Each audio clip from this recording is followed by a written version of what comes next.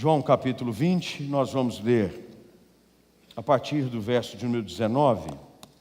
Eu vou pedir gentilmente que você acompanhe a leitura da palavra. A gente ficou fora 2 terças-feiras, mas eu fiquei sabendo que terça-feira passada foi muito bom, não é verdade? Baruch estava aqui, foi espetacular.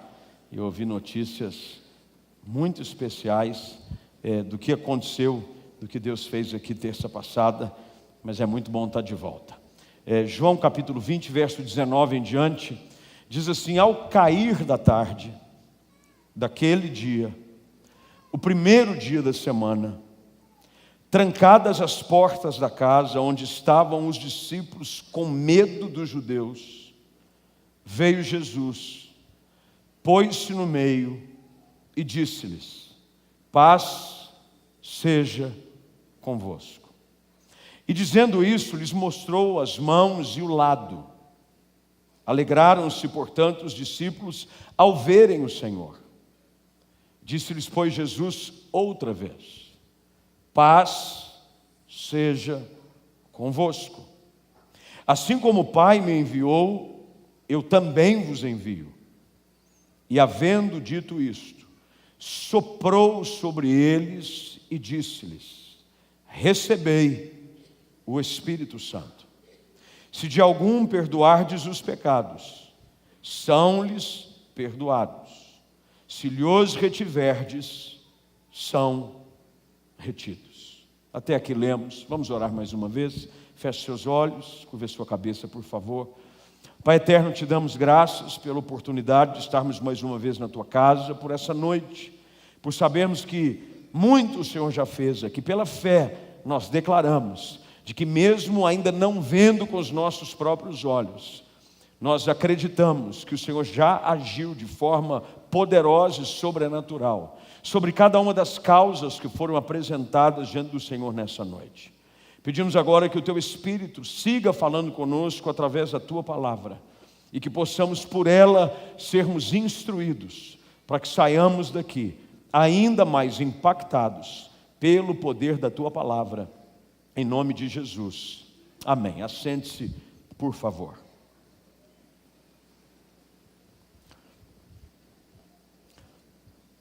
Eu conheço muita gente ansiosa. Muita gente ansiosa. Quem é que é ansioso? Teve gente que nem esperou, de tanta ansiedade já levantou a mão. Esse ganhou. Ansiedade. Dizem os estudiosos que a ansiedade é chamada de o mal do século. A ansiedade tem produzido mais estrago do que qualquer outra enfermidade dentro de uma patologia identificável por um exame. A ansiedade tem produzido aquilo que algumas pessoas dentro da psiquiatria chamam de síndrome do pânico. É quando a ansiedade foge de um controle no qual as pessoas se veem presas por uma expectativa de um futuro no qual ela nem sabe se vai acontecer. Esse medo quanto ao amanhã, esse medo gerado por algumas incertezas, esse medo gerado por algumas frustrações, decepções, perdas, tem gerado grande baixa na vida de milhares e milhares de pessoas. Recentemente eu recebi um livro, e para quem gosta de leitura, eu sou um apaixonado por leitura, e eu sempre que posso estou lendo, eu estou lendo a toda hora, em todo lugar, alguma coisa. Eu recebi um livro de um dos meus escritores prediletos, é um americano chamado Max Lucado. Eu não sei se você já leu alguma coisa deste pastor americano chamado Max Lucado. O mais recente livro dele, lançado em português, tem um título que todo mundo aqui deveria comprar, sair daqui e ler. Chama-se O Fim da Ansiedade. O Fim da Ansiedade. Uma abordagem muito prática e profundamente bíblica de um mal que acomete muita gente. Ele acomete um grupo de pessoas, em particular no texto que nós acabamos de ler. São homens de Deus. Nós não estamos falando aqui de pessoas comuns, de gente que não andou com Cristo, de gente que não teve uma experiência profunda. Nós estamos falando de um grupo de eleitos pelo próprio Senhor Jesus. 11 deles que haviam experimentado e provado da graça de Deus e testemunhado milagres. Eles haviam visto o Senhor operar tudo quanto é sorte de prodígio e maravilha. Pessoas que eram mortas, estavam mortas, eles viram ressuscitar. Enfermos de toda sorte de problema físico, não só físico, mas também emocional e espiritual, libertos. Mas por conta dos últimos episódios, isso colocou tudo em xeque. Às vezes há algumas frustrações na nossa caminhada que nos fazem esquecer de tudo aquilo que Deus já prometeu e fez na nossa vida. Há algumas decepções, alguns escorregões, há algumas traições, há algumas esperanças frustradas que nos levam a um lugar muito semelhante a esse do texto que lemos. Nos trancamos em algum lugar, porque a história começa dizendo que os discípulos de Jesus haviam se trancado num quarto. Você já se trancou num quarto? Eu sei que às vezes, diante de algumas frustrações, essa é a reação de muita gente. Entra no quarto, fecha a porta e diz: eu não quero falar com ninguém. Não quero falar com ninguém. Você tem medo de sair. Você tem medo de enfrentar a vida. Você tem medo de olhar para o futuro. Você tem medo de olhar para frente. Afinal de contas, os últimos anos da sua vida, você havia deixado tudo para acreditar em algo. E isso, de alguma maneira, parece que escorregou pelos seus dedos. A reação natural é essa. A gente se tranca por dentro. Alguns se trancam nitidamente e especificamente dentro de um cômodo. Fecha a porta. Mas tem muita gente que está fora de um espaço físico, mas trancada do lado de dentro. Você se trancou por dentro. Você se trancou para o amor, você se trancou para o futuro, você se trancou para a amizade, você se trancou. Você não acredita mais em ninguém. É aquele velho discurso de uma moça que se decepcionou com um rapaz e adotou o velho discurso: homem nenhum presta. Se trancou. Trancou-se do lado de dentro. Medo quanto ao amanhã, medo de se ferir novamente, medo de se decepcionar, medo, essa ansiedade sobre se eu me perdi, eu escorreguei, eu não sei quanto ao amanhã. E você fica sufocado. Há uma esganadura da alma. Você que já viveu dias bons, dias de milagres, dias felizes, dias em que você via o sol brilhar e dia em que você via tudo sobre uma perspectiva divina. De repente, você se tranca para o lado de dentro. Trancado para o lado de dentro. A história começa sendo contada por um grupo de homens de Deus, trancados pelo lado de dentro. Quem sabe você chegou aqui trancado para algumas possibilidades. Você trancou-se por dentro. Porque lembre-se, o episódio é o episódio de um grupo de homens que havia dedicado os seus últimos 3 anos e meio para seguir um homem chamado Jesus de Nazaré. E esse havia há poucos dias sido preso, crucificado e morto. A esperança deles quanto a um futuro de milagres, de vida, de reino, havia sumido diante dos seus olhos. É fato de que havia se espalhado a notícia de que a pedra do túmulo onde ele estava havia sido movida. E Maria Madalena havia ido até lá, e o texto começa dizendo assim, no capítulo de número 20, para levar alguns perfumes, E quando ela chega lá, ela não encontra o corpo, ela encontra apenas anjos dentro do túmulo, dizendo: ele não está mais aqui, mas ele ressuscitou, como havia dito que havia ressuscitado. Ela volta para contar a notícia, mas você contar a notícia para quem está trancado dentro de casa, a gente não acredita mais.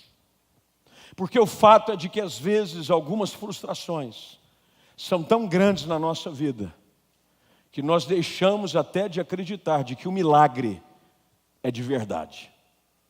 A gente tem dificuldade de crer que Deus está agindo. A gente tem dificuldade de olhar para amanhã, e a gente ouve testemunho, a gente vê na igreja, a gente ouve mensagem, mas bateu na gente com tanta força, você tem dificuldade. Nós desenvolvemos aquilo que é chamado de síndrome de Tomé. Você precisa ver para crer. Antigamente você se lançava, você se atirava, você acreditava, qualquer um te levava no bico. Agora não, agora você se tornou mais cético, mais frio. Você precisa ver para crer. E aí você se tranca do lado de dentro. E a gente se isola. E não existe nada pior do que esse auto-isolamento. Porque quando a gente se isola, quando a gente está sozinho, a gente dá espaço para que esses fantasmas, para que esses medos, para que essas utopias comecem a criar espaço no nosso coração, e a gente descobre de que não é bom que o homem esteja só. Aquilo que Deus identifica ainda no Éden, para olhar para o homem e dizer assim: olha, eu estou vendo o homem, ele está sozinho. Alguma coisa Deus viu em Adão, ainda no Éden, que chegou à conclusão: não é bom que ele esteja só. A gente se isola, a gente se fecha, a gente cria um submundo, a gente se tranca por lado de dentro e vive as nossas crises. As nossas crises. Quem é que já não viveu as suas chamadas crises existenciais? O que eu estou fazendo da minha vida? Para que de tudo isso? Eu já gastei boa parte dela, eu só tenho mais um pouco e olhe lá, porque ninguém tem garantia de vida. Você não vem com uma nota dizendo que você tem prazo de garantia. Quando você nasce, você não vem com uma nota que acompanha o produto dizendo: dou prazo de garantia de 80 anos. Não. Você nasce sem saber quantos dias você tem pela frente. E vivemos nessa luta, trancados dentro de um lugar, porque o texto diz assim: trancadas as portas da casa onde estavam os discípulos com medo. O medo nos coloca nesses cômodos que a gente se tranca.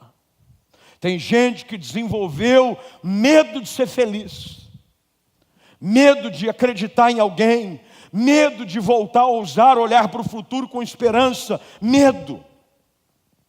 Que bom é saber que Jesus nos encontra até nos lugares aonde nós nos trancamos por dentro.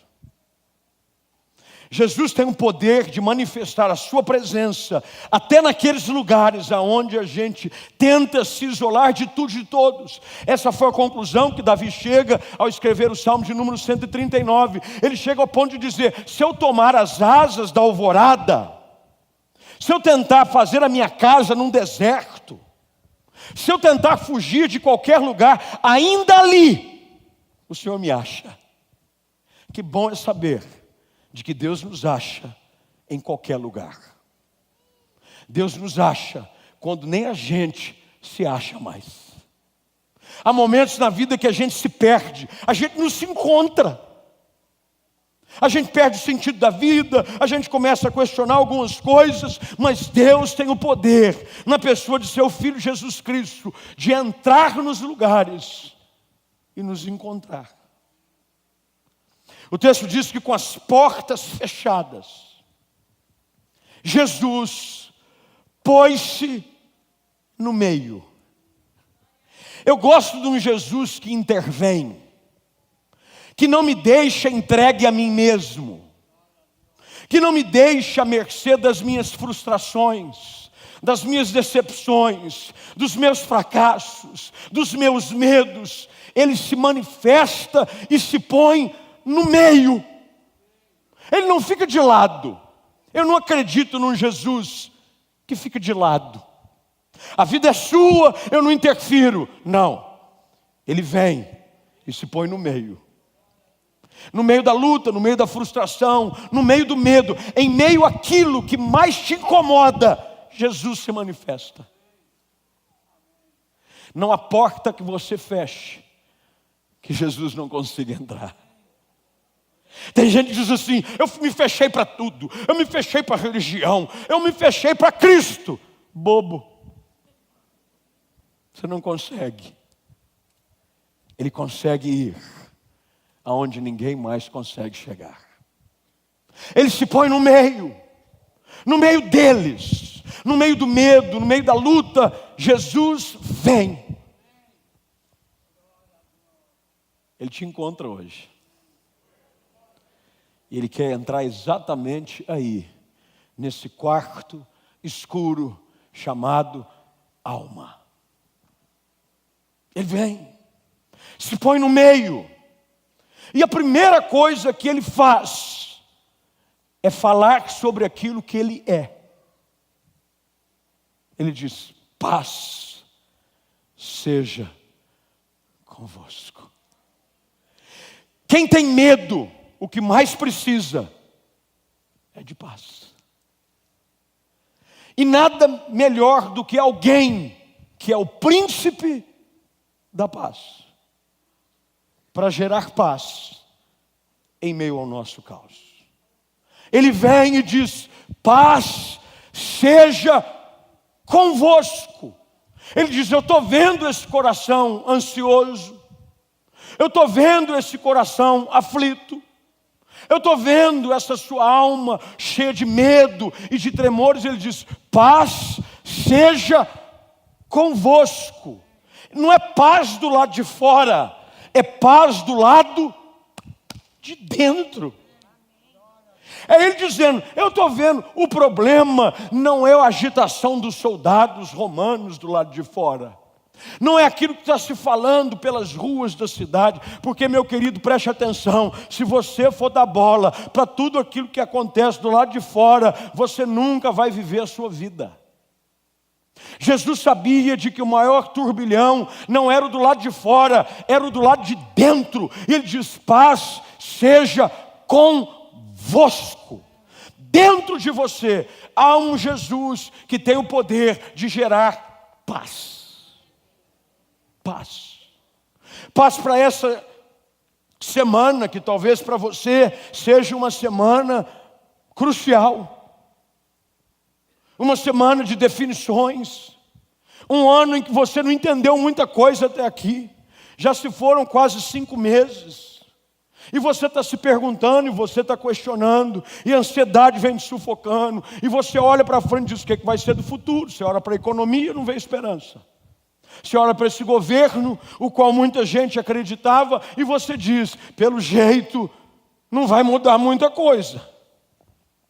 E você se deixa aprisionar dentro dos seus quartos escuros. Ele vem. Ele sempre vem. Ele sempre vem. Ele vem de diversas maneiras. Para os discípulos agitados pelas águas de um mar violento, Ele vem andando sobre as águas. No meio do temporal, no meio do vento, no meio das ondas que assustavam, Ele vem. Ele sempre vem. Ele sempre encontra uma maneira de manifestar a sua presença. Ele chega numa mensagem de celular, Ele chega na ligação de um amigo, Ele chega numa música que você sintoniza, num rádio, ou numa playlist que você não imaginava. Ou Ele vem numa noite como essa, num culto como esse. Mas Ele sempre vem. Ele sempre vem. Ele vem. Ele sempre vem. Ele se põe no meio.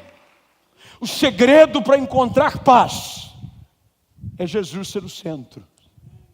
Enquanto você colocar Jesus de lado, enquanto Jesus for apenas a sua última alternativa, você não vai encontrar vida.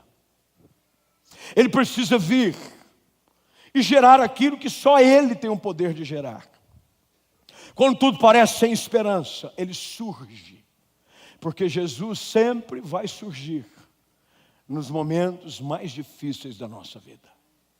Ele sabe as lutas que enfrentamos. Ele sabe os quartos escuros que nós nos escondemos. E Ele vem porque Ele conhece os nossos medos e os nossos temores. Ele sabe. E Ele vem.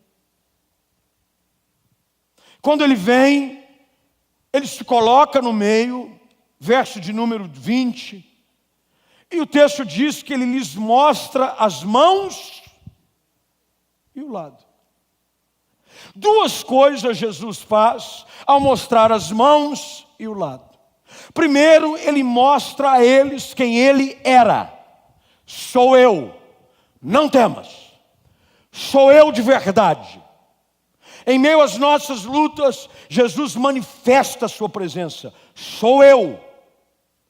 Mas ao mesmo tempo Ele diz, olha o que eu fiz. Ele não só mostra quem Ele é, mas ao mostrar as suas mãos furadas e o seu lado perfurado, Ele mostra aos discípulos, olha o que eu já fiz.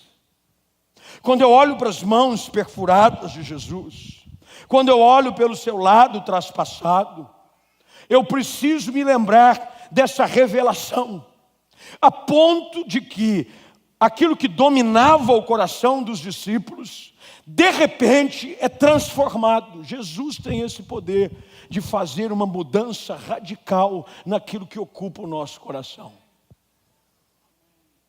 Lembra-se que o texto diz que o sentimento que dominava o lugar onde eles estavam era o medo, era a ansiedade, era o pânico, era a incerteza. Ele vem, mostra quem Ele é, mostra o que Ele fez. E a reação dos discípulos é essa: alegraram-se. Você sabia que Jesus tem o poder de trazer de volta o sorriso que você perdeu? Você sabia que Jesus tem poder de trazer de volta a alegria da qual você nem sequer se lembra mais dela? No meio de um quarto do pânico. Já assistiram esse filme? Quarto do Pânico. É um filme de uma moça que havia alugado um apartamento, se não estou enganado, na minha memória, era em Manhattan, Nova York. Uma alta executiva aluga um lugar e o corretor, quando vai mostrar o espaço, mostra, olha, aqui há um quarto chamado de quarto do pânico. Se alguém entrar na casa, você corre para lá. Se fecha, porque há mantimentos e suprimentos suficientes para você tentar falar com alguém até a polícia chegar. Há um telefone, uma linha direta que não pode ser cortada. Bem, não quero estragar o filme de ninguém, mas vou contar o final. O filme continua, entra ladrão. Entram pessoas na casa dela, ela corre para o quarto, leva a filha. E dentro daquele quarto, ela se fecha. Entra numa posição fetal. Começa a ouvir o barulho do lado de fora, da ameaça tão próxima. Quanta gente no quarto do pânico. No quarto do pânico. A nossa alma tem o mesmo lugar. Nós parece que corremos sempre para ela. Jesus vem e tem o poder de nos tirar de lá.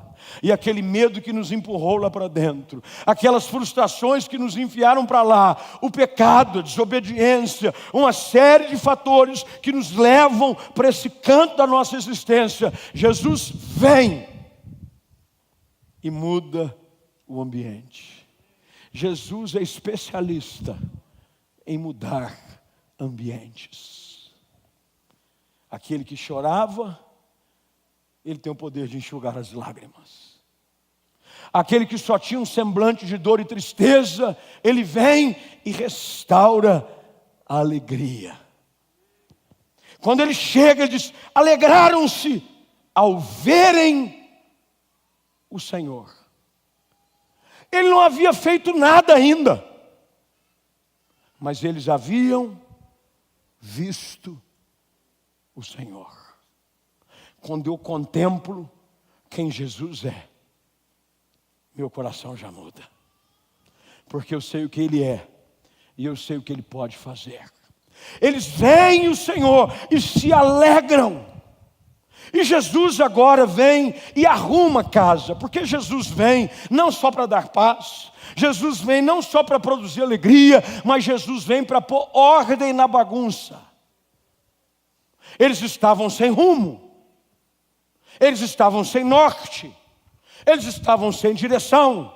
O que Jesus faz? Verso de número 21. Mais uma vez, Jesus diz: paz seja convosco, e diz para eles: assim como o Pai me enviou, eu também vos norte. Jesus entra na nossa vida e nos dá sentido de novo. Jesus entra na nossa história e aponta um futuro promissor novamente. Ele diz: eu vos envio, eu não vos abandonei. Tenho promessa para a sua vida, tenho um plano para a sua família, tenho sonhos para o seu futuro. Eu vos envio. Jesus vem, gera paz, dissipa o medo, apaga a dor e diz: vão para frente, moçada, tem um futuro maravilhoso à sua espera. Que Jesus maravilhoso é esse? Eu vos envio. Vocês não vão por conta própria. Olha o que Jesus está dizendo: vocês não estão por conta própria, eu vos envio. Eu vou com vocês. Ao ser elevado às alturas, na presença de todos os seus discípulos, ele dá uma promessa. Ele diz: eu estarei convosco todos os dias. Você não está sozinho. Jesus te dá um futuro. Tem gente que chegou aqui hoje à noite achando que a vida não valia mais a pena, que não tinha mais sentido, de que nunca mais ia ser feliz. Sai para lá. Mentira do diabo sobre o seu coração. Jesus hoje quer entrar na sua vida, entrar na sua história, invadir esse quarto de pânico que tomou conta da sua alma, entrar e dizer: paz, paz, paz. Futuro, futuro, futuro. Tem dias promissores da parte de Deus para a sua vida ainda. Os discípulos não imaginavam, mas o verdadeiro propósito deles estava apenas prestes a começar. Ah, querido, quando você acha que é o fim, Jesus vem e te diz: é só o começo. É só o começo, é só o começo. Eu vos envio. Dali Deus levanta um grupo de homens, os enche de poder, e eles então revolucionam a história através da pregação do Evangelho. Jesus vem e dá destino. Mas Jesus vem e dá destino, mas nos deixa com um poder para cumpri-lo. O texto diz que quando ele disse isso, ele sopra sobre eles o Espírito, diz: recebei o Espírito Santo. Sabe o que Deus está nos dizendo com esse texto? O que eu te envio a fazer, você não vai na tua força, você vai no meu poder. Você não vai do seu jeito, você não vai da sua forma, você não vai segundo aquilo que você acha que é capaz, porque se a gente for só do jeito que a gente acha que pode, nós voltamos para o quartinho rapidinho. Na primeira luta, na primeira adversidade, você começa a procurar a chave de novo para se trancar dentro do quarto mais uma vez. Mas Jesus vem e dá a eles autoridade, poder. Recebei o Espírito Santo. E ele sopra. Querido, eu não sei quanto a você, mas não há nada mais precioso do que ser invadido pela doce presença do Espírito Santo. Quando ele vem, ele me faz corajoso, ele me faz intrépido, ele me faz ousado. O texto continua dizendo de que quando eles ali estavam, e a conversa se desenrola, Tomé, um dos 12, chamado Dídimo, não estava com eles quando veio Jesus. E ele respondeu: se eu não vir as mãos com os cravos, eu não puser o dedo, porque ele tinha que pôr o dedo. Ele não adiantava só ver, ele queria pôr o dedo. E se eu não puser a mão do lado, eu não vou acreditar de jeito nenhum. Jesus não desiste da gente, nem quando a gente desiste de acreditar. Ele vem, define o futuro, gera paz, anula o medo, entra na nossa história e diz: recebam poder para vencer a história que eu tenho para cada um de vocês. Hoje à noite, diante das nossas mazelas, e elas são tantas, eu não conheço as suas, mas vocês conhecem. Eu não sei qual é o quarto que você hoje tem habitado ele frequentemente. Eu não sei quais são os medos que tanto te dominam. Tampouco conheço as frustrações que invadiram a sua história. Mas eu sei que Jesus te encontra aqui hoje à noite. E Ele quer entrar no meio da sua vida, da sua história, e dizer para você: eu tenho o poder de não só tirar você daqui de dentro, mas te dar um futuro, te dar uma esperança, mudar a sua história, te revestir de poder e de autoridade, para que você viva uma vida cheia de sentido, quando você a vive para cumprir o meu propósito. Algumas vezes é o pecado que nos leva para lá. Não há uma armadilha mais fatal para nos empurrar para esse lugar do que o próprio pecado. Alguns deles sabiam de que ali estavam por conta dos seus próprios erros. Pedro era um deles.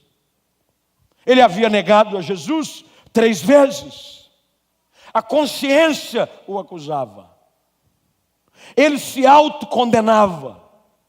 O que eu conheço de gente que se autocondena: eu não devia ter feito aquilo, eu não podia ter falado daquele jeito, o que eu fiz não tem perdão, olha como eu agi. Jesus te encontra também hoje à noite. Não há nada que você tenha feito que te impeça que Jesus o encontre. Nada. Mas você precisa hoje dizer: Jesus, entra no meio aqui. Liberta-me dos meus medos. Liberta-me das minhas aflições. Ajuda-me a vencer as minhas ansiedades.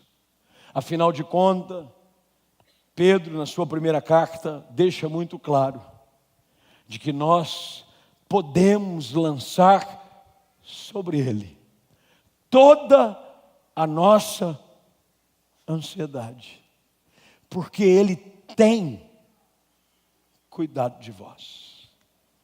Pode lançar sobre Ele. Senhor, eu preciso lançar sobre Ti algumas coisas. E pode ter certeza de que Jesus te recebe. Jesus te perdoa. Jesus muda a tua história. Jesus gera paz no meio do seu caos. Jesus gera destino para a sua vida. Jesus derrama poder sobre você. Eu quero orar contigo hoje à noite. Você pode ficar de pé, por favor.